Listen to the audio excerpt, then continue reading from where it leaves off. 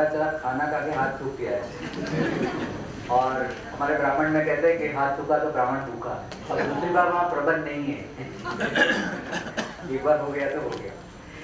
तो चलिए और आगे बढ़ाते हैं सेशन को। प्रोमो में तो मैंने बताई है कि what I am going to speak. Hindi English थोड़ा मिक्स करेंगे ताकि, क्योंकि ये ऑन एयर भी जाएगा, तो they also should understand. I believe Hindi तो सबको आती होगी और इंग्लिश तो सबको अपनी अपनी आती होगी। इंग्लिश सबको अपनी अपनी आती होगी, हिंदी सबको आती होगी। तो चलिए मेरा लेक्चर चालू करते हैं। मैंने कहा था मैं वही राहु केतु के ऊपर ही कहने वाला हूँ। मैंने पिछले 5 सालों में देखा कि लोगों को भी बुध, गुरु, शुक्र पे इंटरेस्ट नहीं है। हाँ, वाकई में, जैसे क्योंकि पराशर ऋषि ने कहा है कि देश काल के अनुसार परिस्थितियाँ चेंज होती है, ये देश काल है। और इसी के हिसाब से अब लोगों को बोलते कम बुद्धि होगी तो भी चलेगा, मैरिज लाइफ सेटल नहीं होगी तो चलेगा, पर उनको परेशानी नहीं चाहिए। दे डोंट वांट ट्रबल, जीवन में परेशानी नहीं चाहिए। और जिसको वो परेशानी मानते, मुझे बहुत अच्छा लगा राज जी ने बोला कि परेशानी के समय में ही अच्छा समय होता है, क्योंकि आपके पास कम काम होता है, कम लोग आते हैं, तो उससे अच्छा क्या है, नोबडी बॉदर्स यू। अब देखिए मेरा शायद अच्छा समय चल रहा है, इतने एक्टिविटी है कि टाइम नहीं मिलता अभी। और मैं, आप देखिए मेरा हर फ्राइडे पहले वीडियो था, अभी बहुत कम होने लगा है, too much busy. Anyway, so let's speak about the Rahu and Ketu. इसका ओरिजिन से चालू करते हैं। इसका ओरिजिन है मून। मून के 2 अंश, मेरे 2 अनमोल रतन, एक है राम और एक है लखन। लखन को खाली फॉलो करना था। राम जी ने बोला ठीक है मैं जा रहा हूँ, वनवास में जा रहा हूँ। लखन जी को क्या जरूरत थी, उनका तो बसा बताया घर था, but he is a good follower. Ketu is a good follower and Rahu is बहुत अज्ञानिक है राहु। तो इसलिए मैं कहता हूँ कि मेरे 2 अनमोल रत्न, चंद्र के 2 एक्सिस, एक बुध और एक राहु, दोनों चंद्र की उत्पत्ति है। और जब आप कहते हैं कि दोनों चंद्र की उत्पत्ति है तो दोनों मन से जुड़ते हैं। अजय जी तो है स्पेशलिस्ट इसमें, मानसिक चीज़ों में। मैं थोड़ा मटेरियल पे ज़्यादा बोलता हूँ, लोगों को मुझे अच्छा लगता है इसलिए। तो कहते हैं कि चंद्र के 2 मन, 2 प्रकार के मन, एक आपका कॉन्शियस माइंड और एक आपका सबकॉन्शियस माइंड। तो कॉन्शियस माइंड है वो तो बुध दे देता है, क्योंकि उसको लॉजिक एंड रीजनिंग चाहिए, वो बुध से आपको मिल जाएगी। आपके जिस घर में बुध बैठा होगा वहाँ आप ज़्यादा रीजनिंग चाहेंगे, या आपका बुध उच्च का है, जो कुछ भी है, ठीक है, ये बहुत बेसिक चीज़ है, वो उच्च नीचे ये सब बताना। तो वो आपका लॉजिकल रीजन है। मैंने बोल दिया ये अशुभ है तो आपने मान लिया, तो ये बुध है। पर इसमें से बहुत सारे लोगों ने सवाल किए, उनका राहु, और दे कैन नॉट डाइजेस्ट। अब चंद्रमा शाम को आता है, मतलब जब, तब आपका राहु एक्टिवेट होता है। राहु एक्टिवेशन टाइम है, जब चंद्रमा आता है तो राहु ज़्यादा एक्टिव होता है, और उसी समय हम ज़्यादातर सो जाते हैं, sleeping, and we will reach to some another world, subconscious mind, trance, there are so many names, हम वहीं चले जाते हैं। So that is a Rahu, ये राहु की देन है जो हमें ट्रांस में ले जाता है। सो ये subconscious mind, unconscious mind, whatever. आज का सबसे जो बड़ा डिजीज भी है, अब देखिए जो कैंसर है, हार्ट अटैक है, वो सब में लोगों को पता है व्हाट इज एंड, एंड क्या है, मरना है, पीड़ा होना है। पर आज का सबसे बड़ा जो रोग है वो है कोमा। जो कोमा में चले जाते पता ही नहीं कब आएंगे, आएंगे कि नहीं आएंगे, ये राहु की देन है। जब आदमी कोमा में रहता है तो वो अपने से अलग दुनिया में चला जाता है। आप कुंडली से देख सकते हैं, जैसे 4, 8, 12 का आज सुबह से बहुत बात हो रही है, 4, 8 एंड 12। ये 4, 8 एंड 12 का ट्रायंगल आपको बताता है। 4 आपको बिफोर डेथ कप सिचुएशन, वो कोमा का जगह है। से इंग्लिश में कोमा का डेफिनेशन लिखा है, अ स्मॉल पॉज। इंग्लिश में इसका डिक्शनरी दिया है, स्मॉल पॉज। तो ये आपको थोड़े वक्त के लिए रोक देता है, फ्रीज हो जाती है वो, उस समय आपका फ्रीज हो जाता है। और कहते हैं कि यदि आपकी अगर 2-3 बार ऑपरेट हुआ है आप, तो आपको डॉक्टर एनेस्थीसिया देता है। ये जो एनेस्थीसिया का समय है, आधा घंटा 1 घंटा, जिस तरह की बीमारी होती है उस तरह से ऑपरेशन होता है, इस तरह से वो डोज देते हैं। मैं डॉक्टर नहीं हूँ इसलिए मुझे पता नहीं है, पर उस तरह से डोज दिए जाते हैं। कहाँ देने हैं, वेन्स में देना है, बैक में देना है। जो माताएं बैठी हैं उनको पता है, उनको स्पाइनल कॉर्ड में दिया जाता है। तो वो जो समय है आपका कोमा का समय, या टेम्पोररी कोमा में अगर आपको डाला गया है, ये चीजें राहु देता है। और इस समय में किया हुआ कार्य आपका अकाउंट नहीं होता। इस समय में किया हुआ कार्य आपका अकाउंट नहीं होता। तभी तो ऋषि मुनि ट्रांस में जाने की बात करते हैं कि अपने कर्मों को अपने आप कम कराओ। अगर आपके कर्म नहीं खत्म हो रहे, जो ज़्यादा पीड़ित होता है, बहुत परेशान होता है, मैं उसको बोलता हूँ शांति से बैठ, मेडिटेशन कर, कुछ एक जगह पे ध्यान लगा दे, क्योंकि तुम एटलीस्ट नया कर्म भी नहीं कर रहे हो और तुम्हारे पुराने कर्म ऐसे ही खप रहे हो। जैसे जैन धर्म में कहते हैं तप, ये तप है और कुछ नहीं, it's a kind of a तप। सो तप से राहु बहुत ज़्यादा प्रभावित होता है। आइए बोलिए। सो तप से बहुत ज़्यादा प्रभावित होता है राहु। 2 चीज़ें मैंने बताई, conscious mind and subconscious mind. ये सबकॉन्शियस माइंड का स्वामी है। हमारे ऋषि मुनि ने चंद्र राहु को, गुरु राहु को, ये सारे योगों को, जो सूर्य से जुड़ता है, उस सारे योगों को अशुभ कहा है। अब देखिए शुभ अशुभ कहीं ना कहीं तो लिखे हुए, ये इसलिए अशुभ कहा है, या चंद्र राहु जैसे मैं कहता हूँ, जिसे हम ग्रहण योग कहते हैं, सूर्य राहु या चंद्र राहु जिसे ग्रहण योग कहते हैं, वो इसलिए अशुभ लिखे हैं कि क्योंकि आप अगर उसको शुभ मानेंगे तो आप उसको प्रैक्टिस करना चालू करेंगे और आपको पता नहीं होगा आप कहाँ पहुँच गए, फिर वापस कौन लाएगा आपको, वापस भी तो आना है। तो इसीलिए इसको थोड़ा अशुभ कहा गया है। वो उस डार्क डोमेन में डाला गया है ताकि आप उसको बार बार ना जाए। बाकी आप चंद्र राहु वालों को देखिए, जो रास्ते पे आप देखिए, रास्ते पे बहुत सारे लोग ऐसे होते हैं जो कुछ भी बोलते हैं, हम बोलते हैं पागलों की तरह घूम रहा है, वो ट्रांस में चले गए, उनका स्विच थोड़ा स्प्रिंग ढीला हो गया, हम बोलते हैं स्क्रू ढीला हो गया, स्क्रू नहीं, वो स्प्रिंग थोड़ा हल्का हो जाता है, तो स्विच ऑन स्विच ऑफ करने का बटन खराब हो गया, ज़्यादा असर करते तो बिगड़ जाता है ना। सो दे गो टू द ट्रांस। आप ऐसे लोगों को मिलिए और उनको कुछ भी सवाल पूछिए, क्या लगता है मेरी नौकरी बदल जाएगी, वो तुम्हें जो जवाब देंगे वो कोई ज्योतिष नहीं दे पाएगा, वो ट्रांस में है। You can see. हम लोग पागलों को इसलिए छेड़ते नहीं हैं। ये ऋषि मुनियों का संकेत था चंद्र राहु को, सूर्य राहु को खराब करने का। और ग्रहण के दिन पे आपको बहुत सारी विधियाँ बोली जाती है, ये करो ये ना करो, ये भी इसीलिए दी जाती है ताकि आप अपने जो अंदर बैठा हुआ जो राहु है उसको एक्टिवेट कर सकते हैं। सबसे फास्टेस्ट प्लेनेट भी वो है क्योंकि वो आपके अंदर नेचर को लाता है। 12th house and Rahu, 12th house से राहु जितना दूर है इतनी दूरी लगेगी आपको रियलाइज करने में नेचर क्या है। 11वें भाव में तो बहुत जल्दी पता चल जाएगा, बाकी में ये। और 12वें भाव में है तो आप नेचर के साथ ही है, इन लोगों से आपका कोई लेना देना नहीं, ये सारे मटेरियल वर्ल्ड है। तो 12वें भाव को इसलिए अच्छा माना जाता है। अब मटेरियलिस्ट लोगों के लिए ये अच्छा नहीं माना जाता है, स्पिरिचुअल के लिए अच्छा माना जाता है। अब राहु को बोला है कौन से हाउस में वो अच्छा फल देगा, तो बोलते हैं 3, 6, 10, 11। इसे कौन सा स्थान कहते हैं? उपचय। उपचय का मतलब होता है उप मतलब खड़ा और चय मतलब करना, जिसमें आपको खुद खड़ा करना है।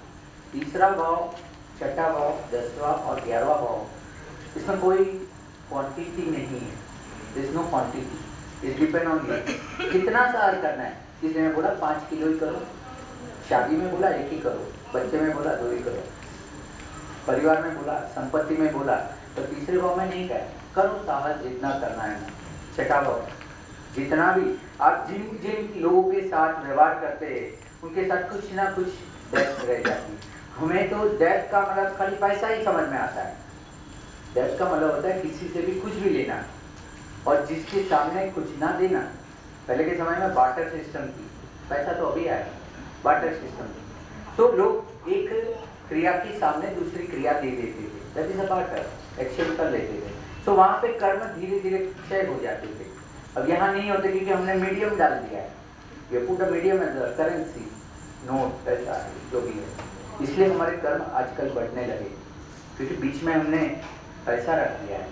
तो ये एक कमजोरी है। अब फिर मेरे जेब में भी रहेंगे, कुछ कर नहीं सकते। Now will directly go to the, इसलिए जब राहु के ट्रांजिट के लिए अब आप बात करते हैं तो डरिए नहीं, ये आपको उस भाव का आपका इंडेक्स और नेचर के साथ परिचय कराने के लिए आया है। वो आपको नेचर के साथ दिखाने आया है और नेचर हर वक्त ट्रू और परफेक्ट रहता है। नेचर जो होता है वो ट्रू एंड परफेक्ट होता है। हम सारे लोग मानते हैं कि ऊपर कोई चित्रगुप्त है जो हमारी सब चीज़ों को लिखता है, अकाउंटिंग करता है। कितना अकाउंट बनाएगा वो, यहीं पे 100 अकाउंट तो यहीं पे है। अब देखिए कौन क्या क्या कर रहा है। इट्स डिफिकल्ट बट ये पुट राहु को बोला तू एक्टिवेट कर इसको, देख कितना परेशान होता है ये, एक्टिवेट कर। और केतु को बोलता है तू कुछ नहीं बोलेगा, तू सिर्फ रिकॉर्ड करेगा। ये मैं राहु और केतु रिकॉर्ड कर रहा है मेरे सामने, मेरी घटनाओं को रिकॉर्ड कर रहा है, ठीक है। तो राहु को बोलता है बेफाम कर तू, बिल्कुल आपके अंदर इतनी एनर्जी डाल देगा, ये कर वो कर वो कर, कुछ नहीं बोलेगा वो आपको एक्टिवेट कराएगा। और उसी के सामने बैठा हुआ केतु चुपचाप लिखते जाएगा।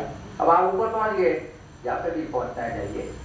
जैसे ऊपर पहुंचे आपका अकाउंट तैयार है, उस तरह से आपको कमरे दिए जाएंगे। जैसे यहाँ 2 रो अलग रखी है और बाकी की रो अलग रखी है। आपको अगर आपका अकाउंट हो गया है तो आपको टोकन नहीं मिलेगा। बैंक में जाते हैं तो क्या होता है, कोई भीड़ नहीं है, अकाउंटेबल सीधा पैसा ले लो, आपका अकाउंट क्लियर है। और अगर अकाउंट है तो आपको टोकन दिया जाता है। ये भी केतु है, ये केतु है क्योंकि आपका हिसाब हुआ नहीं, इतने कांड किए कि अभी अकाउंट करना मुश्किल है। राहु और केतु जिस भाव से आपके अब आने वाले हैं, अब बहुत जल्दी आने वाले हैं, तो उसे देखिए कि किस भाव को वो आपको नेचर की ओर ले जा रहा है। सुबह से नेचर की ओर जाने की बात कर रहे हैं। अब ये इसी में से ये 100 लोगों में से 5-10 लोग जाएंगे नेचर में, जिनका लगने से राहु पास होगा, वो जाएंगे, वो उनके साथ जाएंगे कि अच्छी बात बताइए, चलिए पैर खोल के 10 मिनट चलते। ये तो सबसे इजी है, मुझे नहीं लगता इसमें कोई हानि। तो जिनका पहले भाव से राहु जाएगा तो वो आपके अंदर आप ही के ओरिजिनल नेचर को बाहर निकालेगा। वैसे कुंडली में हम कहते हैं कि लग्न में राहु हो, जैसे मेरे लग्न की वीडियो में मैंने कहा था कि उनको हर वक्त साथ में रखें, मतलब he need assistant because he is new, वो नया है यहाँ पे, उसका जो सोल है उसको पता नहीं यहाँ कैसे जाना है। जैसे मैं अभी तक विदेश नहीं गया हूँ, मैं चलो अमेरिका चला गया तो मुझे तो पता नहीं वहाँ कैसे बात होती है। एयरपोर्ट के उतरते ही मैं तो अगर पान खा लिया है तो टूट दूंगा, तो फाइन हो जाएगा, टिकट का डबल तो फाइन होता है वहाँ। तो ऐसे ही राहु जो लग्न में लेके आते हैं वो अपना नेचर लेके आते हैं। They don't know this nature, उनको ये नेचर पता ही नहीं, मेरे साथ कैसे बात करनी है, आपके साथ कैसे बात करनी है, उसको नहीं पता है। तो ऐसे इसीलिए हम कहते हैं कि लग्न में राहु रहता है वो ऐसे ही रहता है, बिगड़ा बिगड़ा रहता है, उखड़ा रहता है। अरे वो उखड़ा नहीं रहता है, उसका स्वभाव अलग है और तुम्हारा अलग है, वो समझ नहीं पा रहा है। तुम हिंदी में बात कर रहे हो, उसको तमिल समझ में आती है, तो कैसे वो समझेगा। राहु लैंग्वेज का भी है, आप सबको पता है, राहु लैंग्वेज का कारक है। जिनका राहु बलवान होता है वो लैंग्वेज अच्छी जानते हैं। तो जैसे ही लग्न से अगर आपका पास हो रहा है, अब आज नहीं तो 10 साल बाद भी आपका पास तो होगा ही, आज नहीं तो 10 साल बाद होगा। बोले सर कब छठे भाव में पहुंचेंगे, अरे आएगा, सबका नंबर आएगा। तो लग्न से पास हो रहा है, इसका मतलब है कि कोई आपको वॉच कर रहा है। सातवें भाव में केतु है, सिर्फ आपकी पत्नी नहीं, सातवां भाव जाहिर जीवन है, पब्लिक, सब लोग देख रहे हैं आपको, आपकी क्रियाओं को देख रहे हैं, तो बहुत आपको चौकन्ना रहना है। लग्न से राहु पास होता है तो नया एनवायरमेंट आएगा आपके आसपास, नए लोग मिलेंगे। अब नेचर चाहता है इससे डील करो, बताओ इससे डील करके बताओ, चलो मौका मिला, मौका ही देते ही ये सब, दिख रहा और कुछ नहीं देते, मौका देते आपको, खाइए मौके को। अभी यहाँ पे इन्वेस्टमेंट का मौका होगा, सब उठाएंगे, पैसा कमाने का मौका होगा, सब उठाएंगे। पर ये राहु कहता है कि भाई चलो डील करो इन लोगों से, ये सारे अनजान लोग हैं, मैं यहाँ मुश्किल से 10-15 लोगों को जानता हूँ, बाकी लोगों को जानता हूँ मैं नहीं, शायद वो मुझे जानते हैं। तो ऐसा मौका देता है, आपको भीड़ में जाके डाल देता है, आप करो व्यवहार इनसे। ये लग्न में राहु। तो जिनका लग्न में राहु आ रहा है तैयार हो जाइए, क्योंकि बहुत सारे अपने लोगों ने धोखा दिया है। दूसरे में राहु था, अपने उन्होंने बहुत धोखा दिया है। जाओ अभी बेगानों के पास जाओ, अलग लोगों के पास जाओ। तो वह राहु कम से any time in your ascendant कभी भी आता है। तो नई चीजों को अपेक्षा कीजिए और नेचर के साथ जुड़िए। 12वां भाव और राहु दोनों आपको नेचर बताता है। मैंने बोला 12वें भाव से जितना करीब राहु होगा उतने जल्दी जुड़ जाएंगे। यार आप 12वें भाव में दृष्टि हो, हम कहते हैं कि 12वें भाव में केतु है तो मोक्ष है। जैसे बहुत सारी छोटी छोटी क्या कहते हैं इसको, की मास्टर की या क्या क्या लोग बोलते रहते, पता नहीं। मैंने बहुत सारी चीजें बताई तो बोला सर आपने सीक्रेट बता दी। ऐसे कुछ सीक्रेट नहीं, अगर मुझे पता है तो ये सीक्रेट कहाँ से हो गई? There is nothing a secret, everything is open। हम वो कोलंबस जैसे बोलते कि उन्होंने खोजा नहीं ढूंढा, उसने तो ढूंढा, ये डिस्कवर, ये नॉट इन्वेंटेड। दूसरे भाव में अब क्या है कि पहले भाव से दूसरे भाव में चलते हैं। यदि आपके दूसरे भाव में राहु है तो आपको नेचर नई रिलेशन में ले जाएगा, आपके ही खुद के रिलेटिव। देखिए second house is a lineage as, मतलब कि आपके साथ जिनका खून का रिश्ता है वो दूसरे भाव में आते हैं। खून का रिश्ता जैसे मतलब इनहेरिटेंस के लिए आपको मांगा जाता है हेयरशिप लाओ, ब्लड रिलेशन प्रूव करो, ये ब्लड रिलेशन का रिलेशन। सेकंड भाव का मतलब होता है परिवार, हम सब जानते हैं। तो कौन सा परिवार? जिनका आपसे खून का रिश्ता है। अब ये खून के रिश्ते वाले क्या आपको सामने लाएंगे वो पता नहीं। अब क्या होता है कि राहु जिस भाव में होता है, और मेरा ये गोल्डन प्रिंसिपल है, बहुत सारे वीडियो में मैंने कहा है, एक भाव से एक समय पे एक ही फल मिलता है। You can't have to simultaneous. दूसरा गोल्डन प्रिंसिपल है, उस भाव का जवाब उसी भाव में रहता है। और तीसरा, मेरे 3 ही गोल्डन प्रिंसिपल है, मैं यही 3 प्रिंसिपल पे चलता हूँ। तो कहते हैं कि एक भाव से एक समय पे एक ही फल मिलता है। अब अगर आपका ध्यान शुरू में पैसे में चला गया तो रिलेटिव से एकदम साइड हो जाएंगे। जिनके भाव में सेकंड भाव में वैसे रहता भी है गुरु राहु, उनको मैं बोलता हूँ परिवार को जल्दी छोड़। परिवार को छोड़ेगा तो पैसा मिलेगा, पैसा परिवार पकड़ेगा तो पैसा आ जाएगा। अब तुम्हारे पे चोइस। तो इसलिए सेकंड हाउस में राहु आते ही आपको ऑप्शन देना चालू करेगा। क्या चाहिए?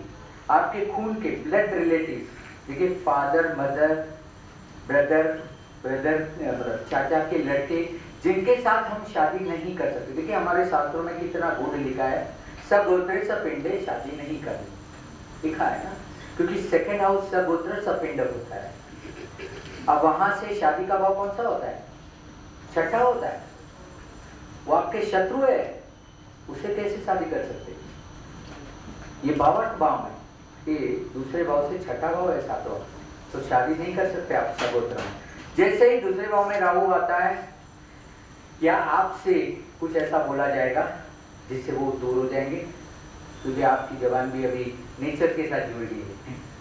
सच बोलने लगे आप। नेचर का मतलब होता है नॉन मैनिपुलेट। आप मैनिपुलेट करना छोड़ देंगे। देखिए आपको कितने लोग छोड़ जाते हैं। अब मैनिपुलेट करना छोड़ दीजिए। आप मैनिपुलेट करते हैं, नहीं होता तो भी बोलते अरे हम सच्चे दोस्त हैं। मैनिपुलेशन है। अगर नहीं बोला तो वो चला जाएगा, ये मैनिपुलेशन है सेकंड भाव में। सो जिस जगह पे जाता है, लेकिन मैं सूर्य की वीडियो में भी मैंने कहा है, सुनील जी के साथ किया था, सूर्य का वीडियो था यहीं पे।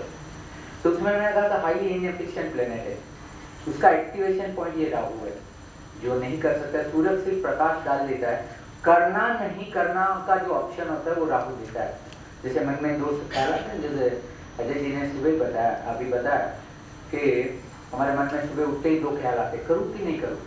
यही पूरी रात भर राहु ने आपका दिमाग घुमाया होता है। बिना वीजा अमेरिका चले गए आप, रात को गए ना आप, दुबई गए, दुबई फेस्टिवल चल रहा है, जाके आ गए आप, टिकट नहीं कटानी पड़ी, कुछ नहीं। अब इससे अच्छा राहु क्या होगा? और बोलते राहु घर आ गया। जैसे ही दूसरे भाव में से राहु जाएगा, वो तो पहले में जाएगा। अब तीसरे भाव की बात करते हैं। When it comes to the third house, ये उसका सबसे पावरफुल हाउस है। 3, 6, 10, 11 में भी उसका चॉइस थर्ड हाउस है। राहु का, क्योंकि मैं कहता हूँ कि चौथा भाव आपका मन है, हम मन कहते हैं ना, मन माता, चौथा भाव आपका मन है, माता है, और मन के पीछे जो परामन है वो तीसरा भाव है, उसका ही पीछे का रिफ्लेक्शन, मन के पीछे का। और इसका समय देखिए आप, मैंने अभी राहु की वीडियो में भी कहा था, जैसे 2 to 4 मध्य रात्रि को 2 से 4 हमारे ऋषि मुनि उस समय पे उठ के अपनी साधना करते थे। ये 2 से 4 का समय जो हम मानते हैं कि भाई ये ब्रह्म मुहूर्त है, जहाँ पे यहाँ से, क्योंकि ये ब्रह्म है, यहीं से कुछ अमृत बिंदु जाता है और वो शरीर में, अगर आप जागृत अवस्था में है तो सीधा जाएगा और आपके कमल पे जाके बैठेगा। नहीं जाग रहे, इसलिए हमारे साथ आयुर्वेद में तो इतने तक कहा, चलो ठीक है जल्दी नहीं उठते कोई बात नहीं, सुबह उठ के पानी पी लो, वो कहीं तो भी जाएगा ना, चला जाएगा। अपनी जगह पे नहीं पहुंचा रहे तो वैसे पानी पी के पहुंचा दो। इसलिए तो अंग्रेजों ने बोला हम तो पानी पीते ही नहीं, हम चाय पीते, तो हमने भी बेड टी चालू कर दी, बेड टी, बिस्तर पे ही बैठ के चाय पीना, न्यूज पढ़ना। थर्ड हाउस में आते ही, थर्ड हाउस सबसे हाईएस्ट राहु का पॉइंट है। देखिए 12वें भाव में वो आपको दुनिया से अलग कर देगा, तो आपको दुनिया में रहना है। आपने यहाँ बोला था कि ये प्रैक्टिकल नहीं है, ये इस तरह से दिया नहीं, सब कुछ प्रैक्टिकल है, आपको थोड़ा करेज होना चाहिए, ये करेज देता है। थर्ड हाउस में जैसे आया राहु आपका ट्रांजिट में, इट विल स्टार्ट करेज, नए नए सोच आनी चालू हो जाएगी। मैं थर्ड हाउस को विंडो शॉपिंग भी कहता हूँ, वैसे हर स्त्री का थर्ड हाउस पावरफुल होता है बाय डिफॉल्ट, कोई भी चीज वो विंडो पे ही देखती है। तो थर्ड हाउस में आते ही वो आपके सबकॉन्शियस माइंड को एक्टिवेट करना चालू करता है, ड्रीमिंग चालू करता है, और उस चीज को किस तरह से मैं पालूं वो करता है। अब इसमें वो चाहता नहीं कि कौन सा सही रास्ता है कौन सा गलत है, वो सही गलत रास्ते पे नहीं चलेगा, क्योंकि 9वें भाव में केतु ने ढक्कन बंद कर दिया धर्म का। 9वें भाव में मैंने बोला साइड, मैं बोला मैं इधर बोल रहा हूँ, वो रिकॉर्ड कर रहा है, राहु इधर और केतु उधर, बराबर सामने 9वें भाव में केतु ने ढक्कन बंद करके रखा, बोलता है बिंदास का होता है, बिंदास का, एवरीथिंग इज रिलीजन, सब कुछ धार्मिक, सब कुछ अलाउड है। ये काउंटर इफेक्ट है, ये केतु की काउंटर इफेक्ट होती है। तो जैसे तीसरे भाव में आया या आ रहा है आपका, तो क्या हो रहा है कि आप सुख से बहुत बेचैन है, चौथे से अभी तीसरे में आएगा ना, जब तीसरे भाव में आता है तो आता तो चौथे भाव से। तो आप जो सुख से बेचैन है लोग और कुछ करना चाहते हैं, और मैंने ज़्यादा वो रोटी कपड़ा मकान में भी वो डायलॉग था कि पैसे वाले को ही पैसे की जरूरत है, गरीब को तो रोटी की जरूरत है। ऐसे ही यहाँ पे चौथे भाव की बात है कि चौथे भाव में राहु था तो सबको परेशानी, पैसे वाला हो या गरीब हो। अब वो तीसरे भाव में जा रहे ना, ये टू स्टार्ट समथिंग, करेज चाहिए, खड़े रहने के लिए भी ताकत चाहिए, तीसरा भाव है। जैसे ही तीसरे भाव में आता है न्यू थॉट्स विल स्टार्ट। सी पहले भाव में आने पे दिखना चालू होता है, पर तीसरे भाव में उसके सीडिंग होते हैं। मैं हर बार कहता हूँ कि तीसरा भाव सीडिंग के लिए बहुत अच्छा है, इच्छा का उद्गम स्थान है, मतलब कि your desire start from third house and fulfil on the 11th house. वो भी मैंने आज तक वर्क का वीडियो सुनील जी के साथ ही किया था कि how to compare and how to see how much desire you have and out of which how much desire you are able to fulfil. अगर गुरु राहु तीसरे भाव में है तो ऑलरेडी वो आपको 7 और 11 फ्री में एक्टिवेट करके देगा। आप में करेज है तो सामने माहौल बन जाएगा और आपकी इच्छा पूरी हो जाएगी। 3, 7 और 11 का ट्रायंगल बन जाएगा, आप समझे। सो और गोचर का फाउंडेशन का प्रिंसिपल है कि ग्रह जब भी आता है तो अपने त्रिकोण भाव को असर करता है। मुझे लगता है सबको पता है वो कि whenever any planet enters, it enters with it affect with its triangle, क्योंकि वो उस तत्व को आप बढ़ाएगा ही बढ़ाएगा। अगर अग्नि में एक कोने की अग्नि बढ़ी है तो बाकी 2 कोने को उसका इफेक्ट आएगा। पानी बढ़ा है तो दूसरे 2 जगह पे भी पानी का बढ़ेगा। लाइकवाइज तो तीसरे भाव में आते ही राहु आपको ये सब नई सोच और नए सपने देना चालू करेगा and that you will execute. मुश्किल होती है चौथे भाव में, क्योंकि यहाँ पे हम हमारा नेचर चाहते हैं, हमारा सुख चाहते हैं, और राहु बोलता है ये सुख ये है जो हम नहीं चाहते, जो हम नहीं चाहते उस सुख को वो ले जाता है। ज़्यादातर मैंने देखा है कि चौथे भाव में जैसे ही राहु का ट्रांजिट होता है, अभी जिनका 5वें भाव में और चौथे में आएगा उनका घर में बदली होती है, घर के मेंबरों की एग्जिट होनी चालू होती है, चाहे टेम्पररी हो या परमानेंट हो, क्योंकि चौथा भाव आपका घर जोड़ के रखा था। आपको जिन जिन लोगों से सुख था उसमें से कोई ना कोई लोगों की टेम्पररी या परमानेंट एग्जिट होना चालू होता है। तो that is your fourth house Rahu. आपके बहुत सारे प्लेजर पे अब टर्निंग पॉइंट आने वाला है। राहु तो वैसे हर जगह टर्निंग पॉइंट ही देता है, तो ये एक नया टर्निंग पॉइंट नए नेचर को ले जाएगा। अब क्या होता है, अगर बाहरी बदलाव आ जाता है, लोग घर शिफ्ट करते हैं, भाड़े वाले तो दूसरे भाड़े के घर में जाते हैं, ये बाहरी है। अब वो आपके मंगल के ऊपर है कितना पावरफुल है। अगर नहीं हुआ तो आंतरिक लोग करते हैं, इंटरनल घर में रिनोवेशन तक तो कर ही दीजिए, एटलीस्ट उतना तक कर दीजिए। मैं तो कहता हूँ कि नवमास में भी जब चौथे भाव से राहु पास हो तो आपके घर में कुछ ना कुछ बदलाव लाना चाहिए, हल्का सा भी। फर्नीचर को मोड़ दीजिए, मतलब ऐसे बैंड नहीं करना है, मोड़ दीजिए, इधर से इधर कर लीजिए, बहुत सारी चीज़ों को आप परिवर्तन करिए, तब सुख मिलेगा। मैंने बोला कि हर एक की चाबी उसके अंदर रहती है, जैसे आपने भी बोला, तो उसको एक्टिवेट करना चाहिए। तो जैसे ही चौथे भाव में राहु आता है और आप चाहते हैं कि आपके सुख में कोई बाधा ना आए, क्योंकि वो नया कर्म नहीं करने देगा। सामने ढक्कन बंद करके रखा है ओके, तो 10वें भाव में नया कुछ भी कर्म करने नहीं देगा। आपको क्या लगता है चलो मैं कुछ नया काम कर लूँ, वो करने ही नहीं देगा। उसी हालात में आपको उसी चीज से जो तकलीफ दे रही है सुख लेना है, तो क्या करना पड़ेगा, वही करना पड़ेगा, आंतरिक बदलाव लाने पड़ेंगे, इंटरनल चेंज। अब वो आप वस्तु में लाए या अपने में लाए, ये बदलाव लाने पड़ेंगे। मैं चौथे भाव को कहता हूँ लाइफस्टाइल, क्योंकि आज की यंग जनरेशन पूछते हमारी लाइफस्टाइल कैसी होगी, ये लाइफस्टाइल चौथे भाव से होती है। ब्लैक मनी के ऊपर तो बोलना नहीं चाहिए, पर वो भी चौथे भाव में होता है।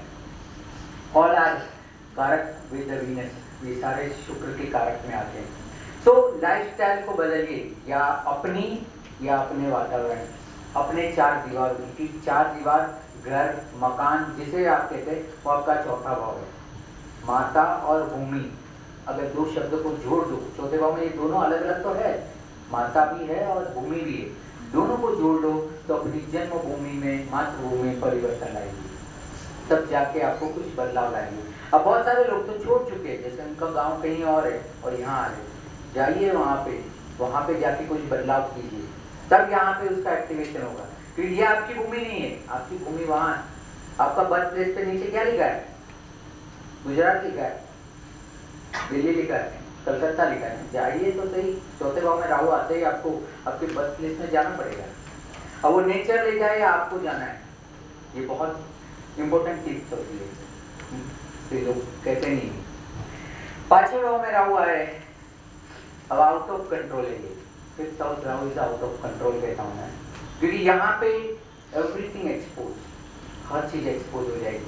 आपने जो भी डीड्स किए, गुड और बैड, जो भी जिसका पुण्य में परिवर्तन होना है। देखिए पांचवा भाव करता क्या है, इज अ स्टोरेज, मैं कहता हूँ इज हाउस ऑफ स्टोरेज। ये भर के रखता है, क्या भर के रखता है, आपके अंदर प्रेम। पांचवा भाव आपने खाया, अभी खाया ना, कहा इधर है, इधर अटक गया कि नीचे निकल गया, इधर ही है। फिफ्थ हाउस में अभी भी, फिफ्थ हाउस इज स्टोरेज, आपके कर्मों का स्टोरेज होगा। आप पिछले जन्म में क्या भर के लाए, घड़ा लेके आए, बड़ा घड़ा लाए, छोटा घड़ा लाए, बड़ा घड़ा लाए भरा हुआ है, छोटा सा छेद लेके आए। पांचवें भाव में यदि कोई ग्रह है, उसका मतलब है आपका घड़ा छेद वाला है, निकल रहा है कुछ, अपनी मर्जी से निकल रहा है, आप कुछ भी नहीं कर रहे।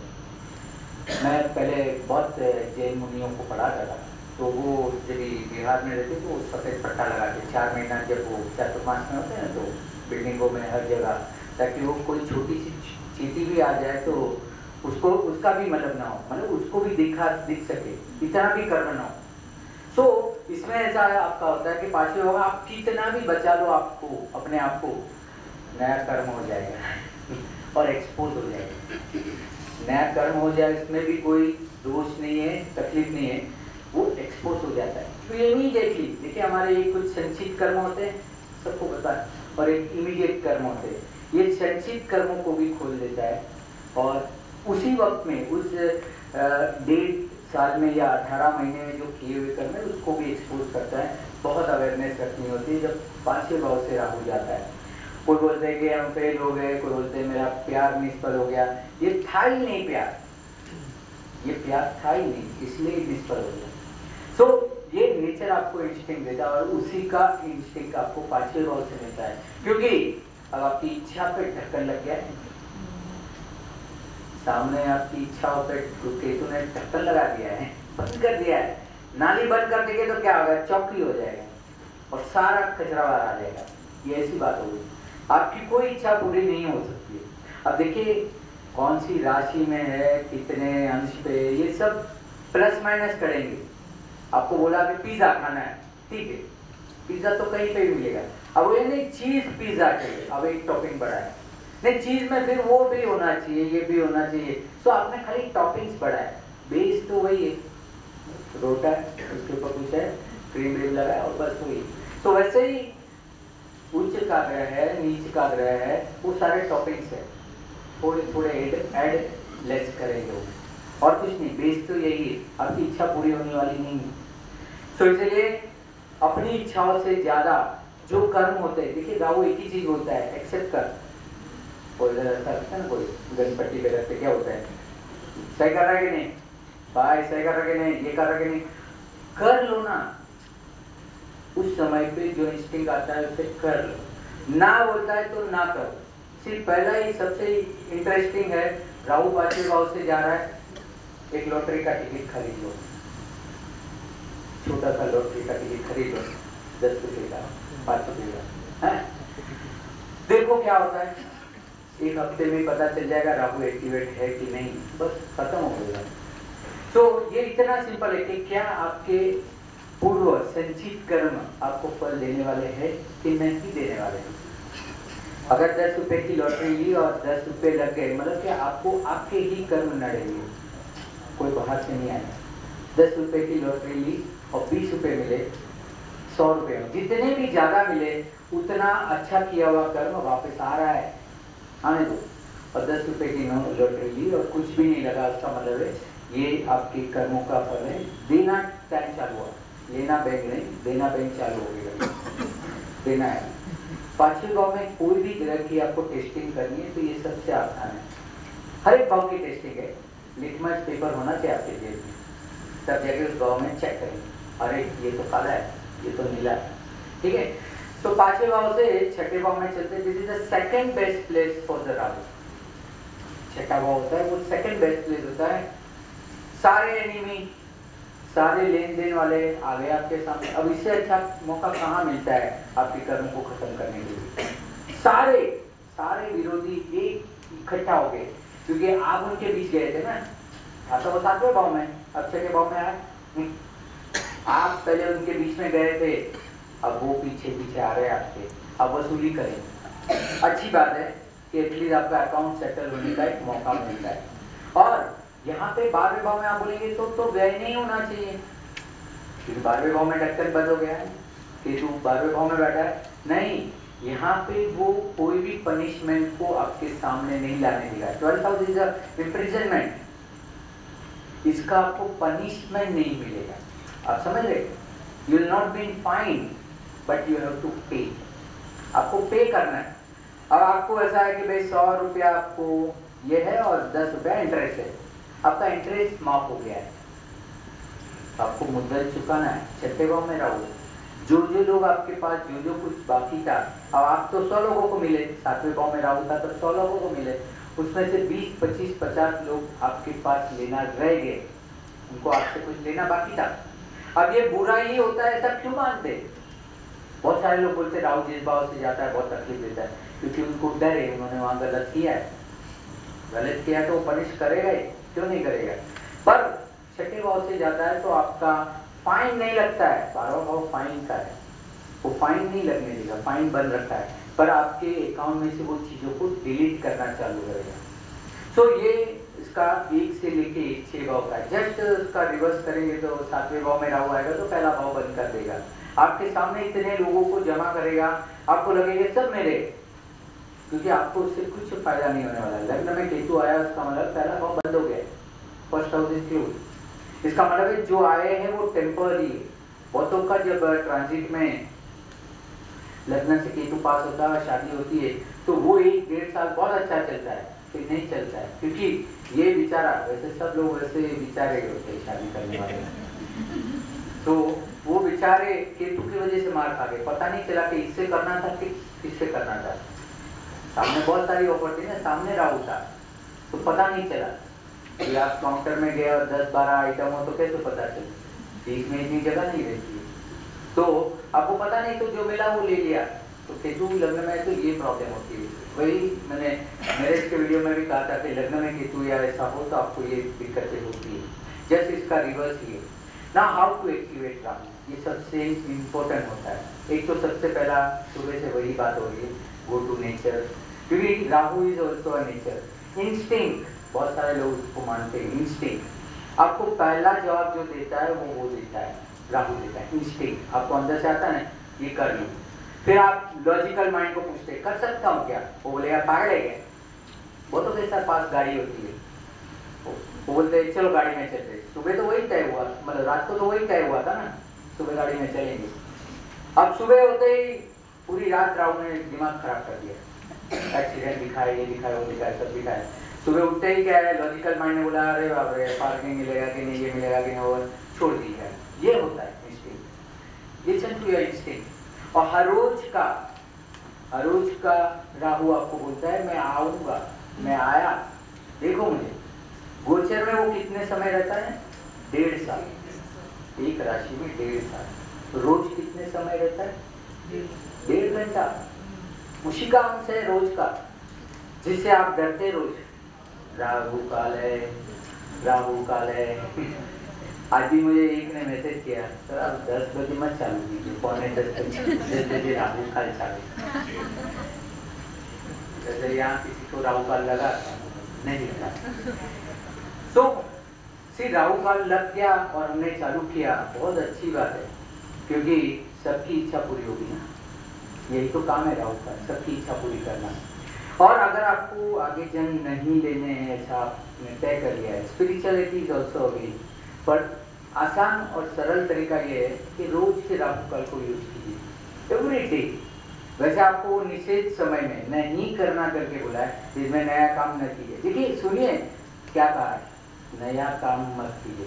सबने सुना होगा ना, राहु काल में नया काम नहीं करेंगे, राइट है, नया काम नहीं करना चाहिए। मतलब पुराना तो खत्म करो, पुराना तो खत्म करो।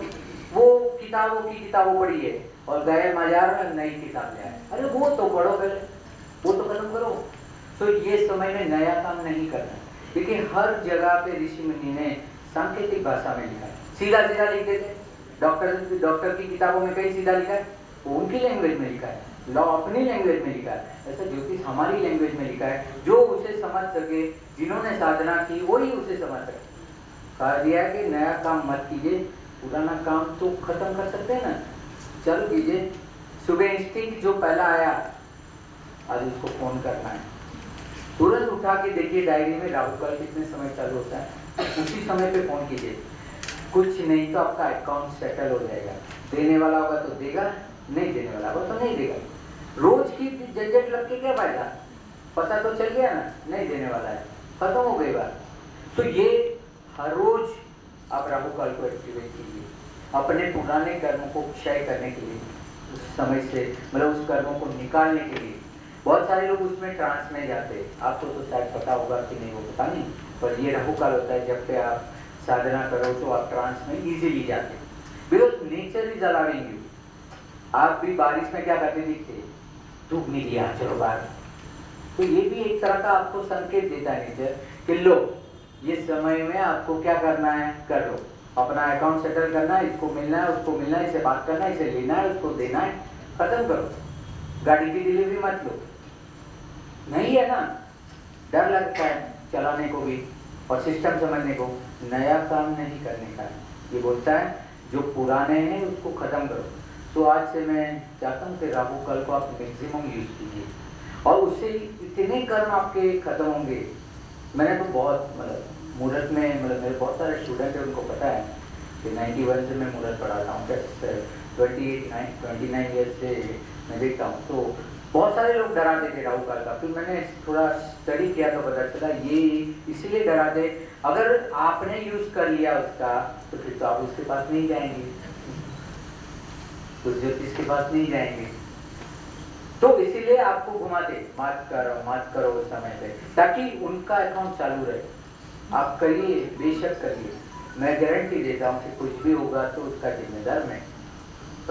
पर राहु काल को सबसे ज्यादा यूज कीजिए। हम लोग तो चल लाभ, हम लोग क्या क्या करते हैं और फिर बोलते हैं ये कर्म खत्म ही नहीं होते। तो तुमने तो बनाए नए नए लाभ, चौबरिया चालू, चलो नया व्यापार चालू करते हैं। अरे नया कर्म क्या किया, पहले पुराना तो खत्म करो। तो ये राहु काल को ज्यादा से ज्यादा इस्तेमाल करें। वैसे मेरी स्पीच अचानक से चालू हो जाती है और अचानक से बंद हो जाती है, मतलब मेरा खत्म हो गया।